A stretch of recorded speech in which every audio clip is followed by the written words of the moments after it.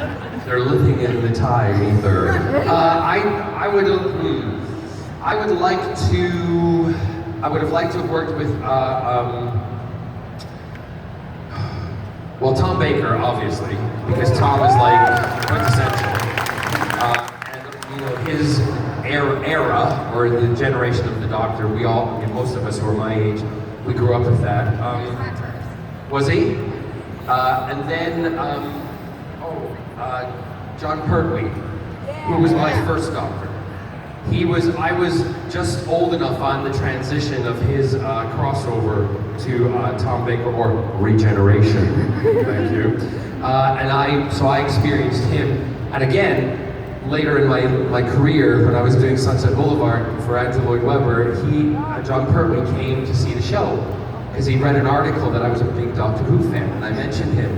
And he brought me a lovely little box of Doctor Who stuff that he had, and he said, you know, I don't know if any of my kids are going to be into it. And look at Sean, now his son, who's like huge in the genre in Gotham. So he brought me these little things. I still have the box, and it's, it was awesome. So I did eventually get to meet him, just never got to be on television with him. I'd love, if they ever asked me, I would be back in Doctor Who at the drop of a hat.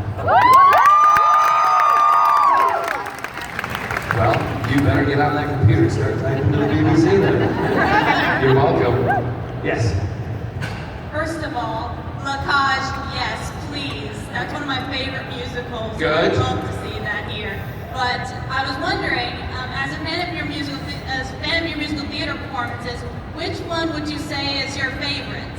I never answer favorite questions. Okay. Because once I do, you will never let me change my mind. I have to say that one show that's kind of had a through career for me, through my career and always had an impact was the composer, the show Anything Goes, because it started off my West End career, and then I did it midway through my career playing the same character 13 years later. Cole Porter has played a huge part in my career, again with Anything Goes, and also I did a Cole Porter movie. It was one of the first films that I ever did. So I would say call it my favorite, but I'd say it's the one that had the biggest impact would be Anything Goes, because that kind of launched me, to where I am, into stardom. Yeah. Thank you. What's your favorite? I'm very partial to Sunset Boulevard myself. Are you? Are you more of a Joe Gillis or a Norma Desmond? Honestly, because my favorite song is Sunset Boulevard itself, Joe Gillis. Oh yeah. Oh yeah, that's a good song. Do you know do you know it? A little bit. Sing a little bit of it. Sunset Boulevard, bright light Boulevard. It's just kind of... I know the words. Andrew's not a lyricist. It's like, what did you write? No, Sunset Boulevard, and that particular song, I remember Betty Buckley, there was a bit where I'm down and singing that song right in front of the audience, telling them all about Sunset Boulevard, Heated Boulevard, all that kind of stuff, and she's meant to run on and stand and then start singing to me. And I was doing it on Broadway, and she's meant to run on the stage, and the stage flies down from, this is not going to be funny, I don't know why I'm telling the story. The set flies down from the top of the theater, the stage down to the front, and when it came down, she was flying down and on it, and the thing fell. It literally jolted, and it was like, you could see the panic in everybody's face, and Betty Buckley, who was doing it at the moment, she just stood there, gripping, and I was supposed to lead into the next song. But before in a sing-through musical, the music doesn't stop, right? So the conductor, being smart, held the chord, and he just played it on repeat, which would be vamping, right? And the technical term for vamping is, follow me, asshole, follow me! Because we couldn't let it just go by, so I walked up to Betty Buckley in the middle of the show with the audience, and I touched her on the shoulder. I said, "We're in California when I'm around, the ground shakes." And the audience roared. It was one of those moments that it was that particular second. It would never happen again. It's not that funny, but I loved it anyway. Let's say so. You're welcome. Yes. What was the most difficult Arrow episode for The most difficult Arrow episode. The most difficult Arrow episode, I would say, the thing, not that it was difficult, was doing fight sequences are hard, but I treated them like choreography and dance, which is hysterical because, and particularly when I'd be doing something with Steven and we'd be fighting, because there was one fight that we did all of it, and then Steven does a lot of his own stuff and stunts and does like 99% of everything he's supposed to do in the fight sequences. And this one that I was going to do, I was really chuffed because, you know, I was going to do, we talked about it, let's do the whole thing, it'll make it real. It was one of the finales of the episode when we were fighting each other. But my problem is, as a dancer, you know, fighting's meant to be down, but I'm like...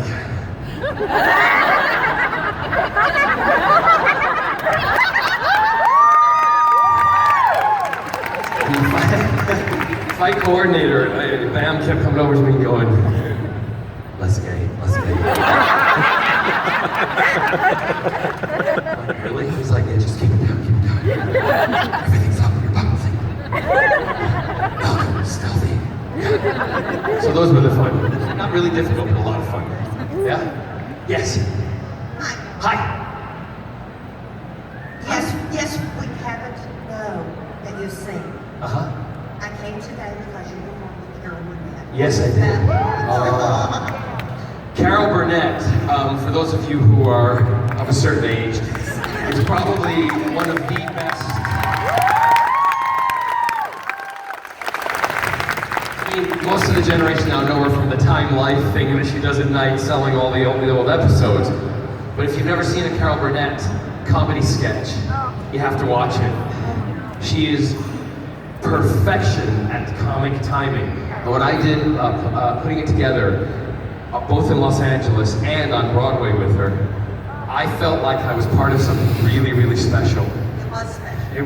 Yeah, it was. And I used to go to her dressing room before every show.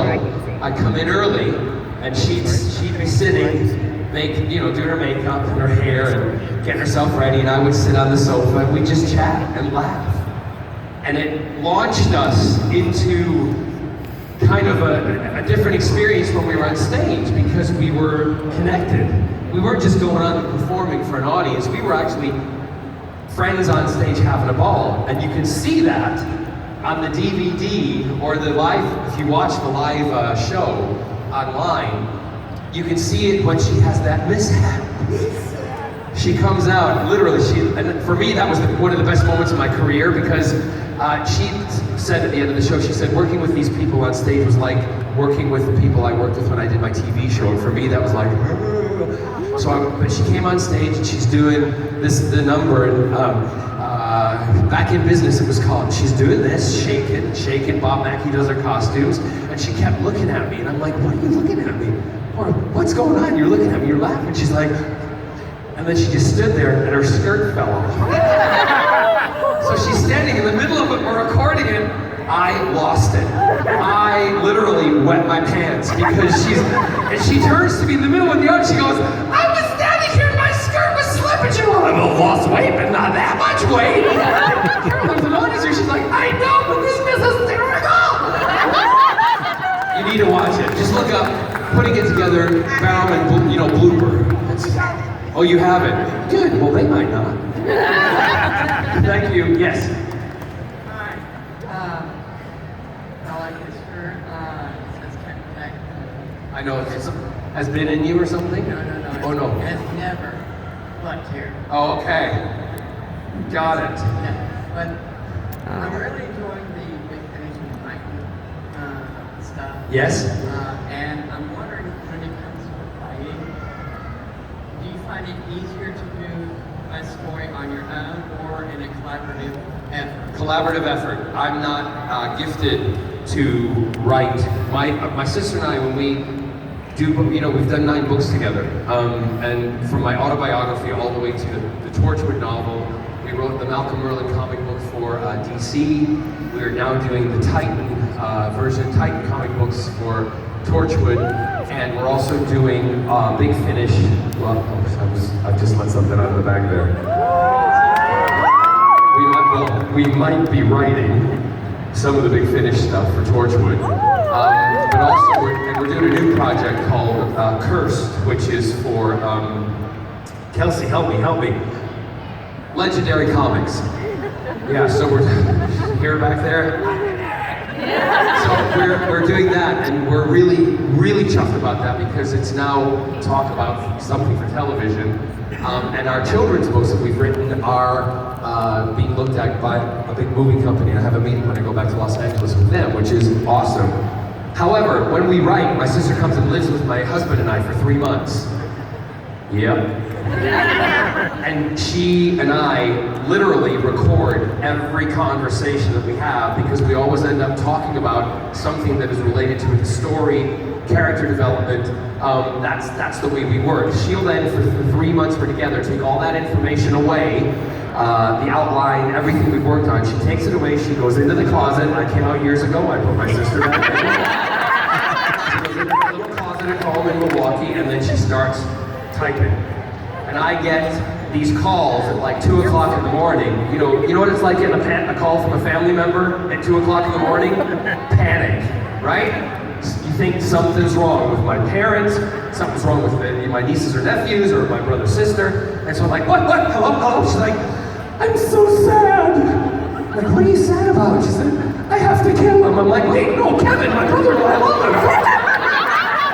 What's happened? Who are you gonna kill? She's like, no, I'm not Kevin, I'm just so sad. I'm like, how much wine have you had? She's like, no, just a glass. Or 2. A bottle. What's wrong? She said, I can't kill him. I'm like, who can you kill?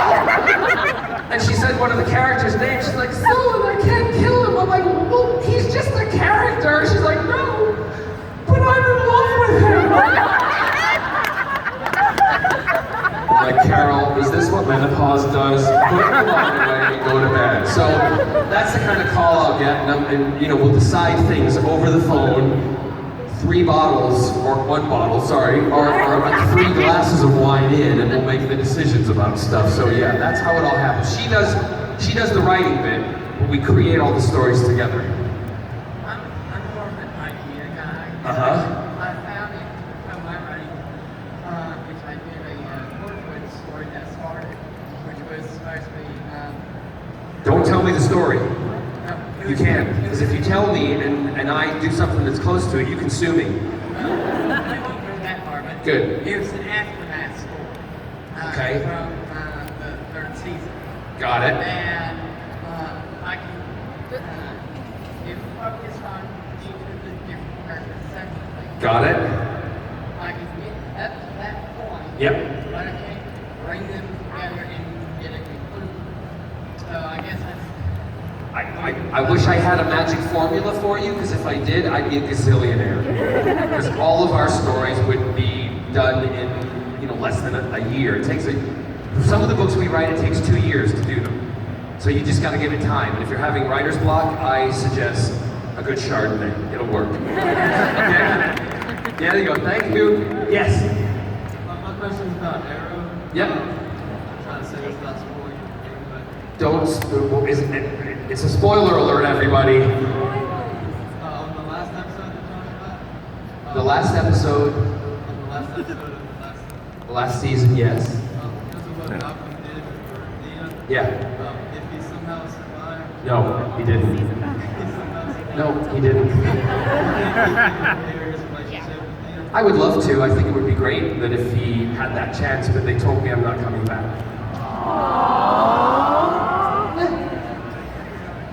Time travel? You bring, all of a sudden the TARDIS appears and starts singing. I'd love to see Oliver's face. And Malcolm steps out of the TARDIS and goes, I borrowed this from a friend.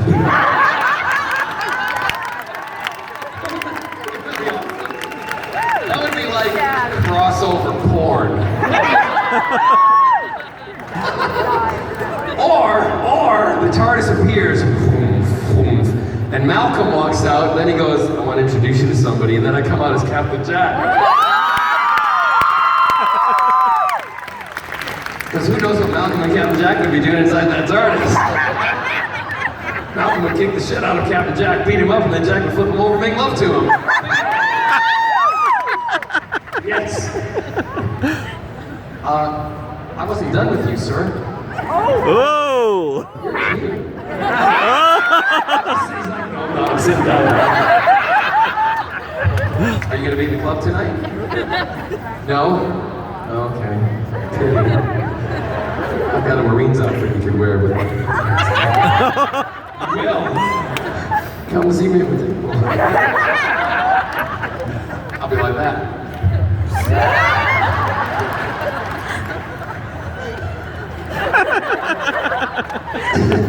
Yes. Hi. Hi. Okay, so a statement and then a question. If you do Christmas special album, please do Stan's Baby. Santa baby, present for me. So, yeah, okay.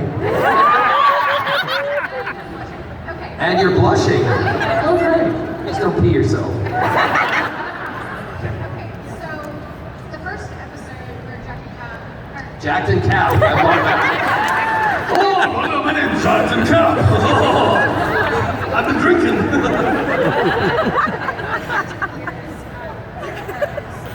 He's a little bit more retained, and perhaps that's because he's trying to make that sale.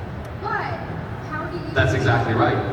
How do you feel the character developed? Was it that he became more sexually open because of you, because you inspired the character, or because the writers wanted to take it in that direction because of your openness to believe it? I'm not sure the right answer, but I'll give you what I think.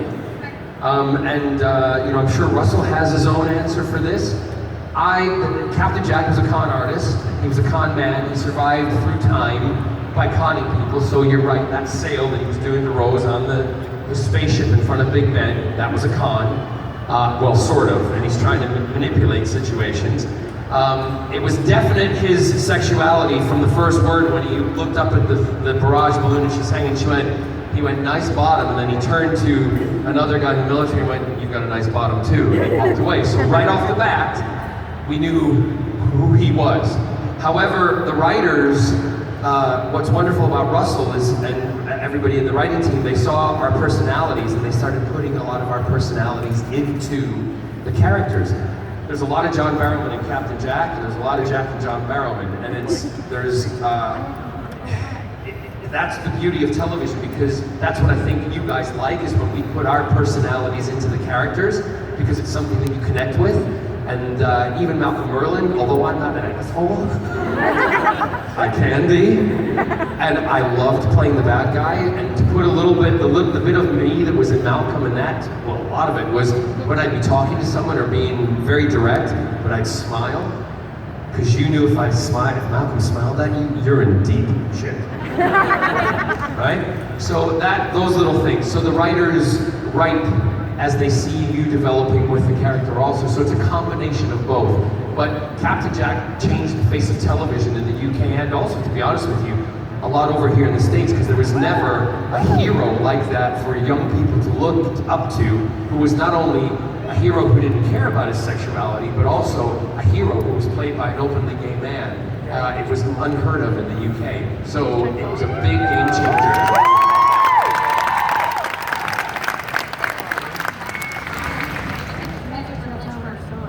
I need to head over to Lynchburg. Jack and John. There's a lot of Jack and John. Like you just said. Yeah? So get some Jack. Okay. Oh, yeah, got it. It's been a while. Yeah. Yes. Hi. Sorry, I'm nervous. Don't be nervous at all. I just want to say two things. My favorite Arrow character was Malcolm Merlin, of course. Thank you. And I would like to know, how did you get that part for face testing? They called me. I was in my house in Palm Springs, and I just got out of the pool. I was sitting wrapped in a towel, because I swim nude in my house. For those of you who haven't seen the video of my husband. Unfortunately, because he's hung like a donkey. No lie. I was sitting at the counter, and I got a phone call from my agent, manager, and it was the producers from Arrow, they said, you know, we don't think you'll want to do it, but we'd like to know if you're interested in playing this character. And I said, of course, hell yes. Love to be part of a new creation, of a new world and a new show and things like that. And also they said, just look up this guy, Stephen Amell, you know, and you can see what he looks like. I'm like, and I want to do it even more. However, if I do this, I want a scene where he's topless with me in it with them. And you know what? In the season 1, him hanging from the chains, they gave it to me. Thank you very much. At the end of that sequence, I walk away as Malcolm, and I'm doing it all kind of macho chacho, and then I said, keep rolling, and I walked up to Steven and I went,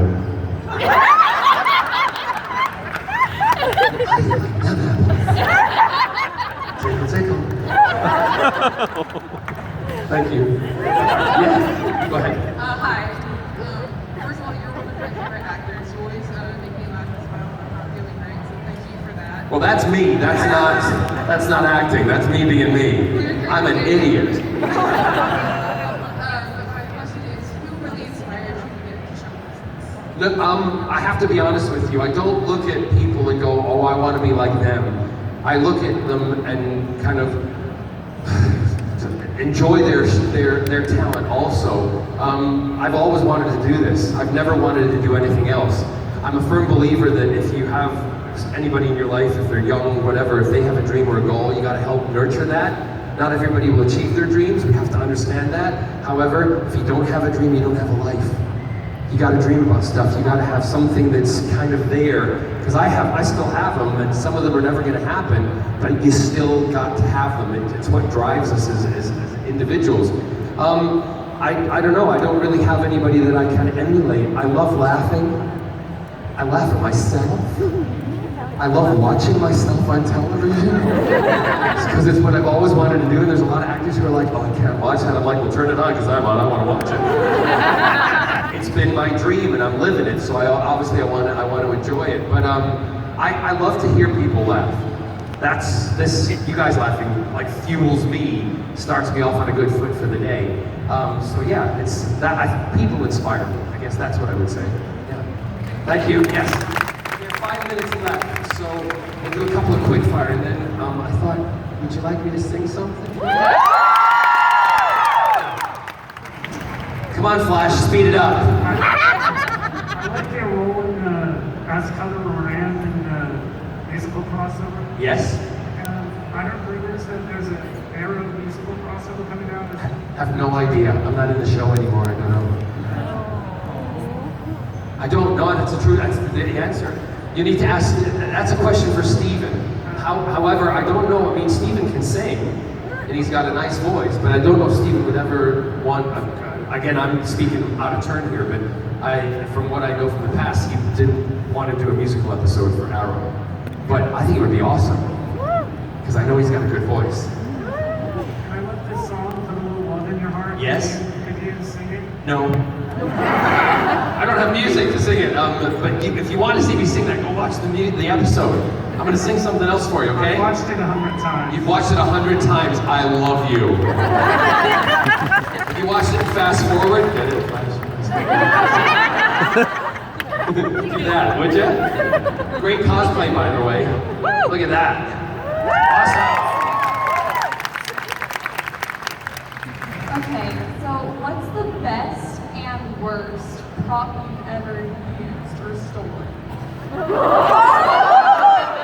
We like to call it borrowing them in my house.